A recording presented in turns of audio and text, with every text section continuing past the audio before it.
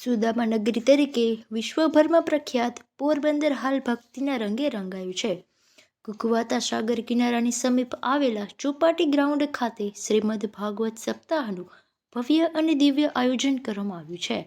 સપ્તાહના કથા મંડપ નજીક 4 ધામની પ્રતિકૃતિ બનાવવામાં આવી છે. સાથે અયોધ્યાના મંદિરની પ્રતિકૃતિ શ્રદ્ધાળુઓ માટે આકર્ષણનું કેન્દ્ર બની છે. પોરબંદરમાં મનોરથી પરિવાર દ્વારા વિશાળ ચોપાટી ગ્રાઉન્ડ ખાતે શ્રીમદ ભાગવત સપ્તાહનું આયોજન કરવામાં આવ્યું છે, જેમાં વક્તા યદુનાથજી મહોદય આગવી શૈલીમાં કથાનું રસપાન કરાવી રહ્યા છે. જય શ્રી કૃષ્ણ. હું છું સિંગર પૂજા રાણા, પોરબંદરની રહેવાસી, અને આજ મને જણાવતા ખૂબ આનંદ થાય છે કે પોરબંદરના આંગણે આજે આવી દિવ્ય અને ભવ્ય આયોજન કરેલું છે, જે મહાયજ્ઞ સપ્તાહનું રસપાન કરાવી રહ્યા છે.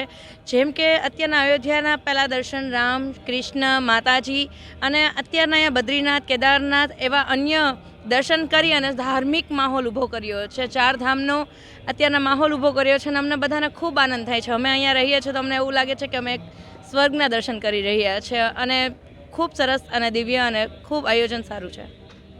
કથા માટે ભવ્ય મંડપ બનાવવામાં આવ્યો છે.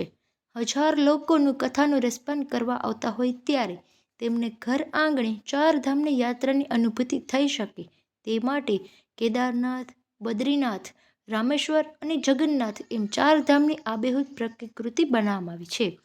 સાથે અયોધ્યાના રામ મંદિરની પ્રતિકૃતિ બનાવવામાં આવી છે. તેમજ 4 ધામની વચ્ચે ગોવર્ધન પર્વત બનાવવામાં આવ્યો છે.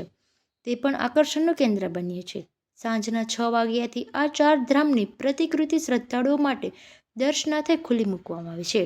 તો શિવ, કૃષ્ણ, હનુમાનજી, કૃષ્ણની પ્રતિકૃતિ પણ મોહક લાગે છે. પોરબંદરવાસીઓ ઘર આંગણે 4 ધામની યાત્રાની અનુભૂતિ કરી રહ્યા છે.